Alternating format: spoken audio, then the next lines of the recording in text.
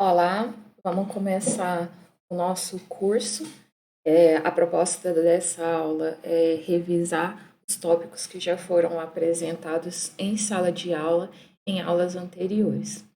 Então, para explicar um pouquinho sobre o que é essa disciplina Geometria Plana, eu primeiro preciso usar um exemplo que é imaginando que a gente vai iniciar um jogo. E quando você está iniciando um jogo, você precisa estabelecer regras para esse jogo. Então, imagine, por exemplo, que você sabe jogar dama e vai explicar para alguém como jogar esse jogo de dama ou talvez um jogo de xadrez. Você chega e algumas coisas já estão lá. O tabuleiro e as peças da dama já estão lá. Então, essas coisas você não explica para as pessoas, essas são condições já colocadas nesse seu jogo. Outra coisa que você faz é ensinar a pessoa a encaixar cada uma dessas peças. Então, você fala: olha, essa peça aqui só pode ficar nessa posição, essa daqui só pode ficar nessa casa aqui. Aí alguém poderia perguntar: ah, mas por que eu não posso mudar essas peças de posição? Por que eu não posso colocar as peças que são pretas, colocar elas nas casas pretas também? Ia ficar mais bonitinho assim. E você responde para a pessoa: não, se você fizer isso, você está mudando o jogo que você está jogando, está mudando as regras do jogo. Então, o que a gente vai fazer aqui é isso. A gente vai usar essas regras, a mesma ideia de que a gente utiliza para jogar um jogo, as mesmas regras, a gente vai tentar utilizar isso para entender o que é esse mundo chamado geometria. Quando a gente estabelece, então, o que são os nossos, o que já está aqui para nós. Então, o que a gente está estudando é a geometria plana. Então, o nosso tabuleiro é o que nós chamamos, é o plano. E as damas, as peças do jogo, são coisas como pontos e retas.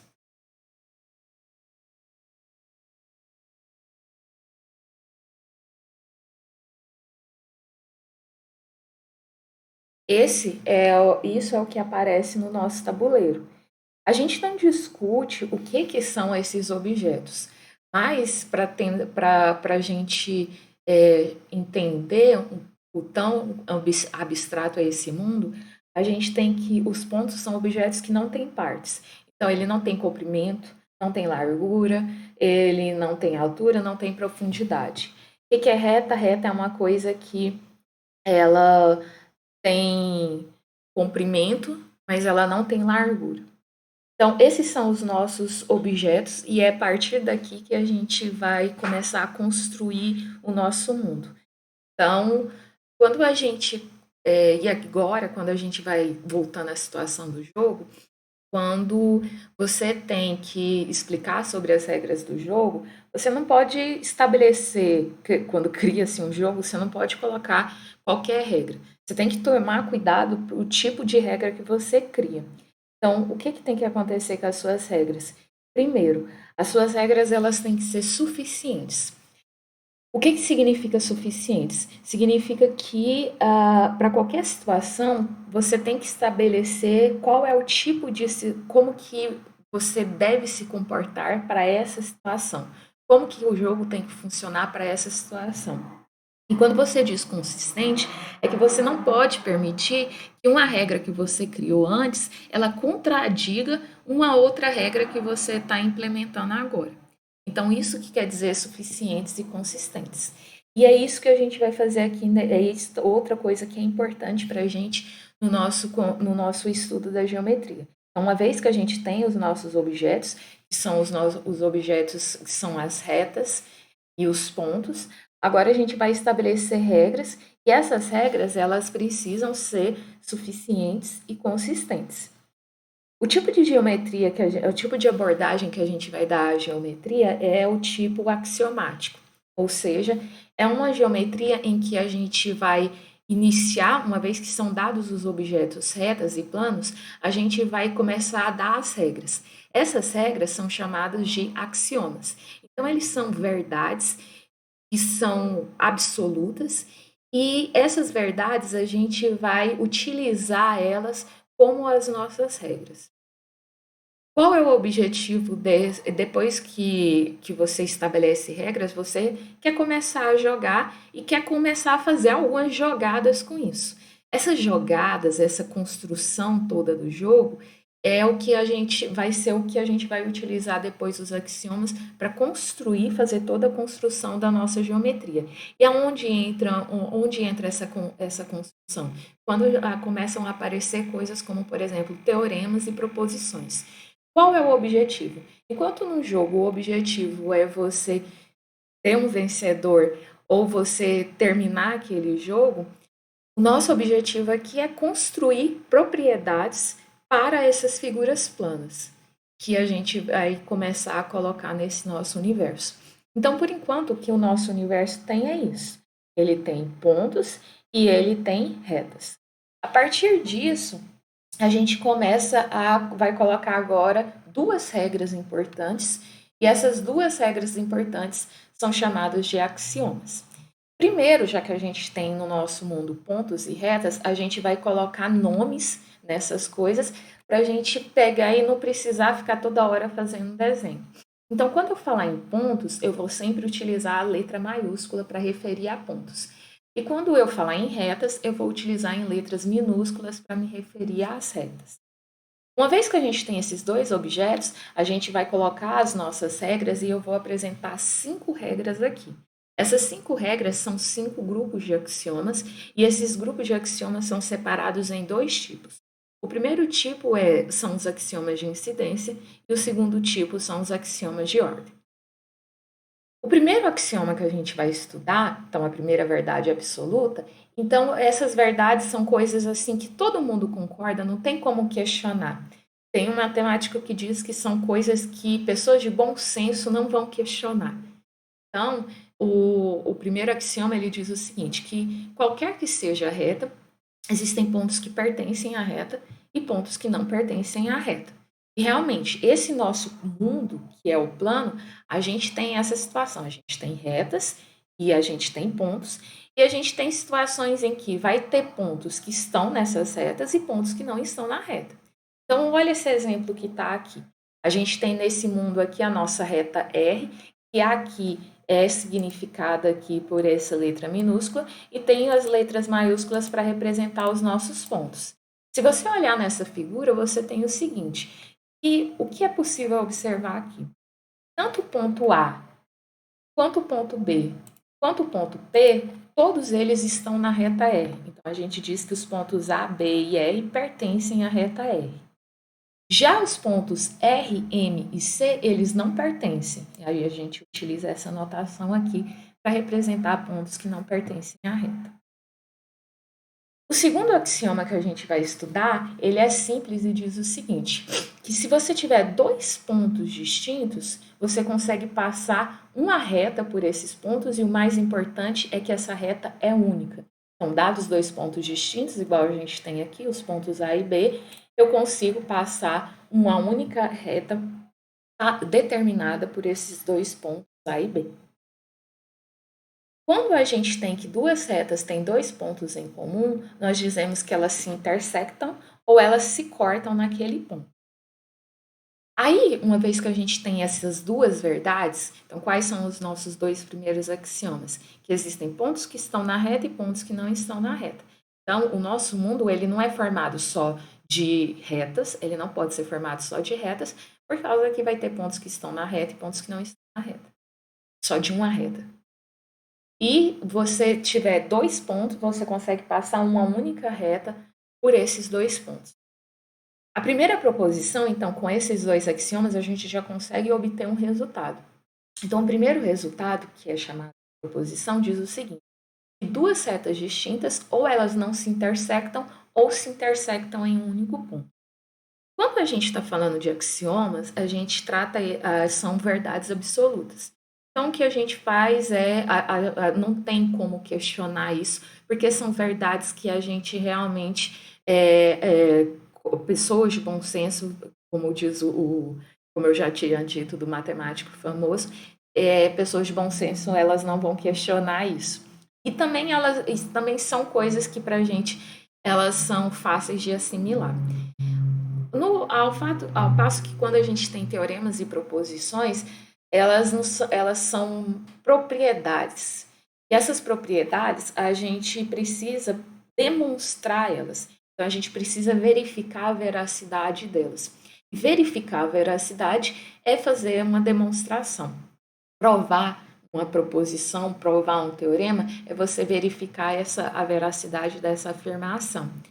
Na matemática, diferente das outras ciências, a gente não tem condições de fazer experimentos com as coisas para saber se aquela afirmação, se aquela conjectura nossa, ela é verdadeira ou não. A gente precisa utilizar um sistema de lógica para conseguir verificar se isso é verdadeiro ou não. E é isso que a gente vai utilizar aqui. Nesse sistema de lógica, quando a gente tem uma afirmação, a gente precisa separar o que é hipótese e o que é a conclusão ou tese. A hipótese é aquela condição que já é dada na nossa afirmação. E o que é conclusão? É aquilo que a gente quer verificar se essa condição é verdadeira. Então, nesse caso dessa afirmação, o que é uma hipótese? Então, o que já nos é dado? Nesse nosso mundo, já nos é dado, temos duas retas distintas. E eu vou chamar essas duas retas distintas de M e N. O que eu quero verificar aqui? Eu quero verificar duas coisas. Que quando eu faço a interseção dessas duas retas, ou essa interseção dá o conjunto vazio, ou essa interseção dá um único ponto. Essa é a condição que eu quero verificar. Como que eu vou verificar esse tipo de afirmação? Nesse sistema lógico, existe um tipo de abordagem que a gente pode utilizar, que é o tipo de demonstração indireta. A demonstração indireta, ela consiste no seguinte: a gente vai fazer uma assunção no início que leve a uma contradição. Então, a gente vai assumir que a nossa tese, ela é falsa. E depois que a gente assumir que a tese foi falsa, a ideia é que a gente vai chegar a uma contradição.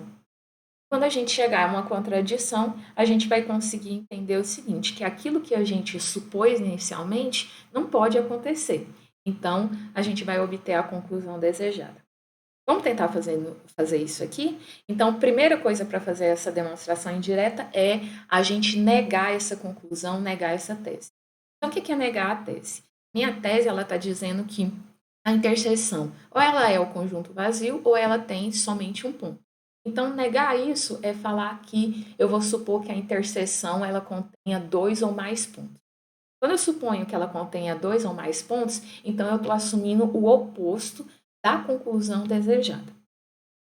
Quando eu faço isso, que eu estou supondo que as duas retas contenham 2 ou mais pontos de interseção, então eu vou ter 2 pontos que vão estar presentes nas duas retas, tanto na reta M quanto na reta N. E aí entra o nosso problema, porque de acordo com o nosso axioma 2 e 2, se você tem 2 pontos, existe uma única reta que vai estar passando por eles. Então você descobre que na realidade essas retas M e N, elas têm que coincidir.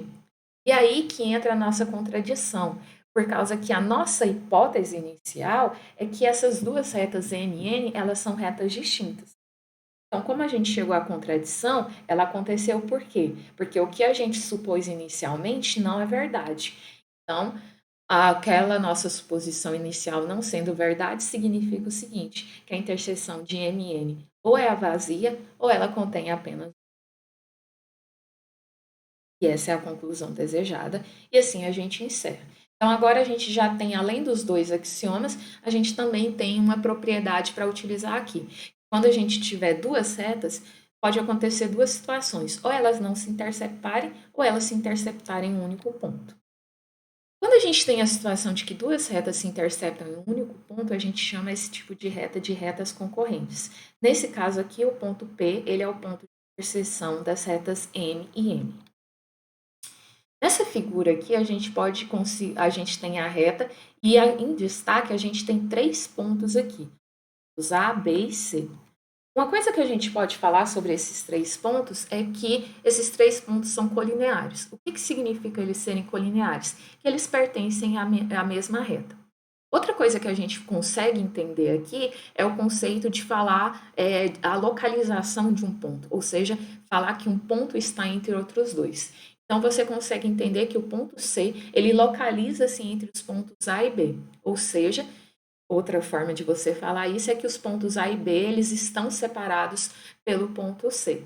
Então, quando você começa a estabelecer uma posição para os pontos, você significa que você está estabelecendo uma ordem para eles. E quando você está estabelecendo uma ordem, aí entra os nossos axiomas de ordem aqui. Então, o que a gente vai fazer é, uma vez que a gente tem os nossos objetos retas e pontos, a gente vai colocar eles em uma certa, vai aprender a colocar, a ordenar esses elementos do conjunto. Então, se você tiver três pontos distintos de uma reta, então você tem que apenas um deles localiza-se entre os outros dois. Então, a situação que você tem aqui, voltando, é que se você tem um ponto, você tem três pontos. Aqui, aqui.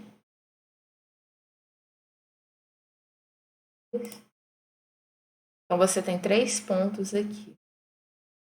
Tem um ponto aqui e um ponto aqui. Deixa eu apagar aqui. Então, o nosso objeto é a reta. E eu tenho três pontos na reta aqui. Eu tenho um ponto aqui e um ponto aqui. E quando você tem esses três pontos, sobre esses três pontos, o que você consegue falar? Você consegue colocar uma ordem entre eles. Então, você consegue falar assim, olha, um deles vai estar entre outros dois. E é apenas um deles que vai estar entre os dois. Então, como eu disse, axiomas são aquelas verdades que você fala, não, peraí, isso não está óbvio demais? Bom, é isso. Por isso que recebe o nome de axioma. Uma outra informação que a gente tem, aí com isso a gente ganha também uma definição, porque além dos axiomas, a gente também tem um objeto que a gente viu, foram as proposições, e agora aparece para a gente as definições. Qual que é a ideia de definição? A ideia de definição é exatamente a mesma que a gente tem no português. Quando você tem uma definição na matemática, é porque você quer que todo mundo entenda aquele objeto do mesmo jeito que você entende. Que não haja dúvidas sobre que objeto é aquele. Independente de qual lugar que ele esteja, não exista dúvida sobre quem é a natureza desse objeto. Então, a nossa definição que a gente vai estudar agora, que a gente vai definir, é o que é um segmento. Então, quando você tem dois pontos, no caso aqui eu tenho os pontos A e tenho os pontos B. O conjunto constituído por todos os pontos que estão entre A e B, esse daqui é que a gente chama de segmento. E os pontos A e B, eles são chamados de extremidades ou extremos do nosso segmento. Então, por isso que nesse axioma 2.1 foi importante a gente dizer o que é um ponto e está entre outros dois, porque aí a gente consegue preencher isso com segmentos. Um exercício que eu deixo para vocês e está no livro é o seguinte, que existem infinitos pontos em um segmento. Isso eu vou deixar como um exercício para vocês demonstrarem. E para demonstrar esse exercício, esse axioma ele é muito necessário. Uma vez que a gente tem o segmento, uma coisa que a gente consegue, um objeto que a gente consegue construir aqui é o triângulo. Então, para você construir um triângulo, você precisa de três pontos. E esses três pontos, eles não podem pertencer à mesma reta. E com esses três pontos, você liga segmentos, que a gente acabou de definir o que são segmentos. E uma vez que você liga esses segmentos, você tem essa figura chamada de triângulo. Então, esses pontos A, B e C, eles são chamados de vértices do triângulo, e os segmentos AC, BC e AC, eles são chamados de lados do triângulo. Agora, o que a gente vai apresentar é uma outra definição. Então, eu já apresentei a definição de segmento, e agora o que a gente vai entender é um objeto que é um pouco além do segmento. Esse objeto é chamado de semirreta. Então, se você tem, novamente, dois pontos distintos, A e B, a gente já sabe o que é um segmento. Então, o conjunto constituído por todos os pontos do segmento AB é o conjunto constituído de todos os pontos que estão entre A e B. Além disso, além desses pontos que estão no segmento AB, eu pegar todos os pontos C, tais que... Então, se eu pegar todos os pontos C aqui, tais que o B encontra-se entre A e C,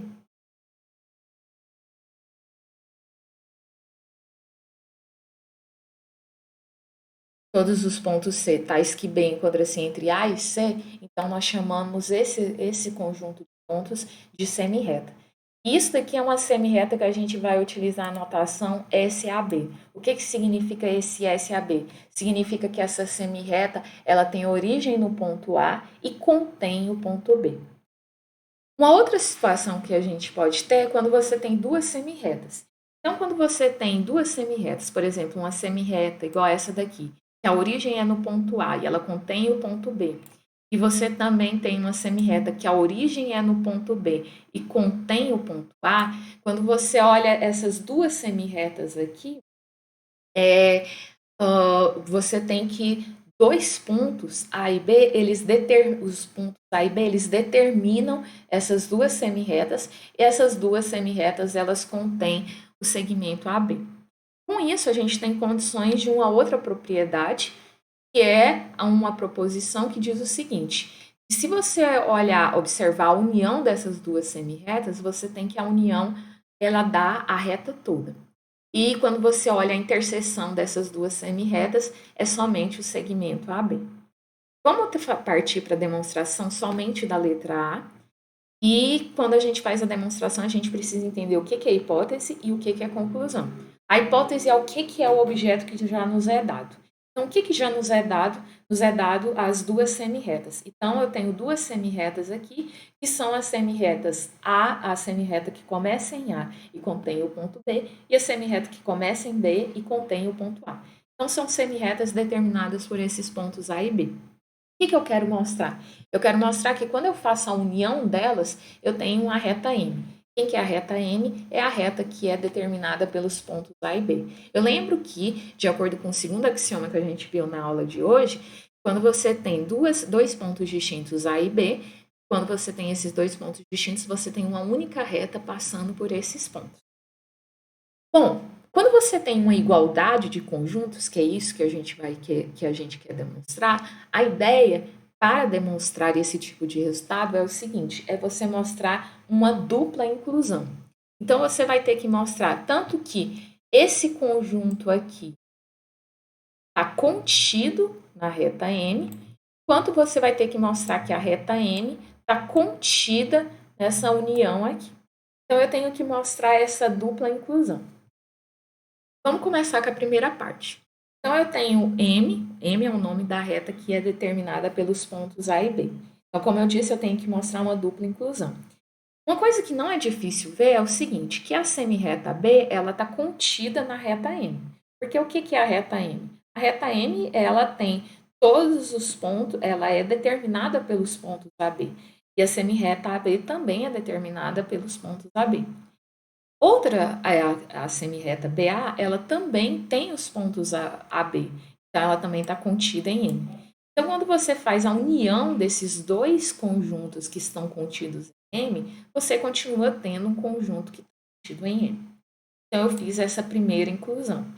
Falta mostrar a segunda inclusão, ou seja, que o M está contido nessa união. Então, para você mostrar o outro lado, mostrar a outra dupla inclusão, você precisa do seguinte: você precisa pegar um ponto que está na reta M e mostrar que esse ponto arbitrário, ele também está nessa união. Então, vamos pegar um ponto C que está na reta M. Essa reta M é essa reta de verde aqui e é a reta que é determinada pelos pontos A e B. Quando a gente pega esse ponto C que está na reta M, ele tem algumas posições que ele pode assumir. Primeiro, esse ponto C pode estar entre A e B. Segundo, esse ponto A, ele está entre B e C, essa posição 2 aqui, ou pode acontecer que o ponto C está aqui do outro lado, ou seja, o B está entre A e C. Vamos olhar cada uma dessas situações e vamos verificar se em cada uma dessas situações a gente consegue concluir a mesma coisa, que é que o ponto C também está na união das semirretas. Então vamos olhar para o primeiro caso, que é o caso em que C está entre A e B. Se o C está entre A e B, pela nossa definição de segmento, isso já dá para concluir automaticamente que o C ele pertence ao segmento A e B. E se o C pertence ao segmento A e B, então significa que ele pertence tanto à semirreta AB quanto pertence à semirreta BA. Por quê? Porque a semirreta AB, eu lembro da definição dela, que é todos os pontos que estão no segmento AB e todos os pontos que estão depois de B, ou seja, todos os pontos C, tais que B está entre A e C. E a semirreta BA, ela é formada por todos os pontos do segmento BA e todos os pontos que estão antes de A, ou seja, todos os pontos em que todos os pontos C, tais que A está entre B e C. Então, com isso, eu tenho que esse C, que é um ponto arbitrário aqui, ele está nessas duas semirretas, e se ele está em dois conjuntos ao mesmo tempo, então ele também está na união. O segundo caso é o caso em que A está entre B e C. Nesse caso em que A está entre B e C, então eu tenho que, pela definição de semirreta, então o ponto C, na realidade, ele está na semirreta que começa em B e contém A. E se ele está nessa semirreta, então ele também está na união das semirretas. Por que é a união dos dois conjuntos? É o conjunto dos pontos que está em um conjunto ou está em outro conjunto. E o último caso é o caso em que B está entre A e C.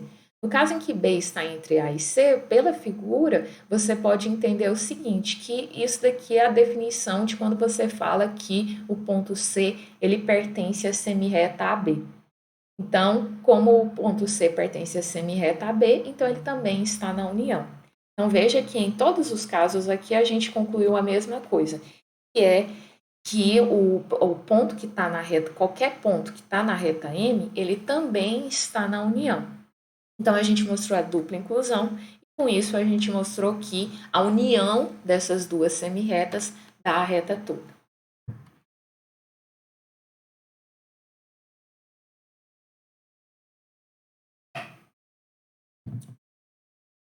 Um outro axioma que é importante a gente verificar aqui e que vai ajudar a gente a provar a questão da infinidade de pontos em uma reta, que a gente viu um axioma que ajuda a gente a verificar a infinidade de pontos em um segmento. Agora a gente vai olhar o axioma que vai ajudar a gente a concluir que existem infinitos pontos tanto na semirreta quanto na semirreta. Então, quando você tem dois pontos distintos, A e B, então uma coisa que você sempre pode ter certeza é que entre esses dois pontos A e B, você tem um ponto localizado entre eles, que é um ponto que você pode chamar de C, e um ponto que pode estar depois deles. Ou seja, o que eu estou falando aqui é que, deixa eu ver se eu tenho uma figura para ajudar aqui, não tenho, então eu tenho aqui, se você tiver dois pontos, A e B. Então, você com certeza nessa reta aqui, que é determinada por esses dois pontos, você tem uma reta aqui. E você tem que, por esses dois pontos, com certeza você tem um ponto entre eles. Não está falando nada que esse ponto é único, só garante que existe um ponto entre eles. E também você garante que existe um outro ponto aqui, tal que esse um outro ponto que eu vou chamar de D, tal que esse daqui é o nosso A e esse daqui é o nosso B. Então, existe um ponto D, tal que B está entre A e D. Então, com isso, com esse axioma, a gente consegue verificar duas coisas. Que existe uma infinidade de pontos em uma reta e existe, numa semirreta também existe uma infinidade de pontos, além daqueles que estão contidos no segmento AB. Outro resultado que a gente quer fazer agora é o seguinte. Imagina que então, novamente, a gente tem o nosso mundo aqui. Deixa eu tentar pegar. Então, esse é o nosso mundo geometria. E eu tenho uma reta aqui. E o o último axioma que a gente vai ver nessa aula, a gente quer mostrar o seguinte, que nesse mundo aqui, que é a geometria, a gente tem uma reta, ela consegue dividir esse nosso mundo em dois pedaços. E para dividir ele em dois pedaços, a gente precisa entender aqui bem como que acontece essa divisão desses dois pedaços e o que significa isso de dividir em dois pedaços. Então, primeiro, o que significa dividir em dois pedaços? Significa o seguinte, que você tem uma reta aqui, então vamos primeiro estabelecer os lados, esses pedaços. O que são esses pedaços que eu estou falando? Bom, você diz, por exemplo, vou pegar um ponto aqui, que é o ponto C. Eu digo que o ponto C, ele está desse lado dessa reta determinada pelos pontos B, se você diz que eu vou pegar dois pontos aqui, vou pegar pegar mais um ponto aqui, um D e um ponto E. Então, quando que você diz que você diz que os pontos D e o ponto C, eles estão do mesmo lado da reta? Em qual situação? Quando você traça um segmento ligando os pontos C e D e nota que esse segmento não vai interceptar essa reta aqui que divide o nosso mundo. Então, o ponto C e D, eles estão do mesmo lado, só que você não pode falar a mesma coisa em relação aos pontos C e E. Porque se você pegar o segmento ligando os pontos C e E, você vai notar que esse segmento aqui, ele vai interceptar a nossa reta em um ponto. Se a gente fizer a interseção aqui, vamos aqui procurar a ferramenta de interseção.